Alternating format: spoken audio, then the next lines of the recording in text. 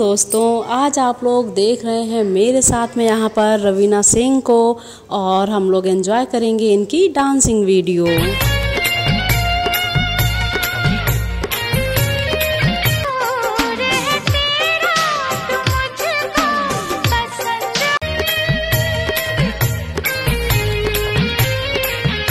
तुमसे मिले दिल में उठा दर्द करारा जी। दोस्तों, किसको किसको रवीना की डांसिंग अच्छी लगती है, और आप लोगों में से रवीना की डांसिंग के लिए आप लोग क्या कहना चाहेंगे, तो जल्दी से आ जाइए अपने कमेंट बॉक्स में। इश्क ने मारा तुमसे मिले।